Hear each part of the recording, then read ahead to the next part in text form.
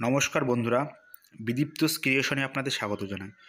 চলে এসেছি আবার একটা সরস্বতী ঠাকুর তৈরির ভিডিও নিয়ে। এই ঠাকুরটা কীভাবে আমি তৈরি করেছি একদম প্রথম থেকে শেষ পর্যন্ত তোমরা দেখো।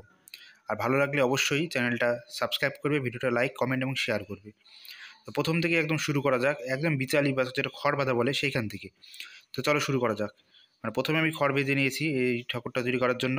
ঠাকুরটার উচ্চতা খুব একটা বেশি না, তোমার এই 3.5 ফুট মতন হবে। এরপরে এক পাটি দেওয়া হয়েছে, তারপরে মাথা লাগানো হয়েছে। মাথাটা আমার নিজের হাতেই তৈরি করা, তো সেইটা লাগানো হয়েছে। তারপরে বেলে মাটি করে, মানে যেটা দোমাটি বলে, তো বেলে মাটি করা হয়েছিল। আর এই মাথার পেছনে যে গম্বুজটা দেখছো সেটা মুকুটের সঙ্গে সেট হবে, সেই জন্য দেখো দেখতে পাচ্ছ পুরো গহনার ডিজাইন কমপ্লিট, মাটির কাজও কমপ্লিট। এবার তোমার ফুলখড়ি, যেটাকে বলে খড়ি মাটি, সেটা দেওয়ার পালা। তো আমি খুব পাতলা করে গুলে নিয়েছিলাম, দিয়ে মুখে লাগিয়ে নিয়েছি। মুখে না, পুরো গায়েই লাগানো হয়েছিল। আর এই ভিডিওটা তৈরি করতে গিয়ে আমার খুব অসুবিধা হচ্ছিলো, যেহেতু এক হাতে আমাকে রং করতে হচ্ছে, এক হাতে ভিডিও করতে হচ্ছিলো, ওই জন্য ঠিকঠাকভাবে ফোকাসটা নেয়নি।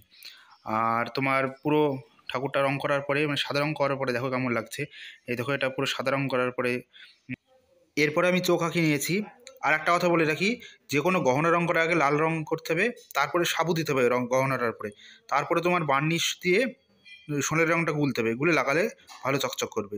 আর এই দেখো দেখো পুরো ঠাকুরের কাজ আমার কমপ্লিট সাজানো। এবার কেমন লাগছে তোমরা বলো। ভিডিওটা ভালো লাগলে চ্যানেলটা সাবস্ক্রাইব করো, লাইক, কমেন্ট এবং শেয়ার করো।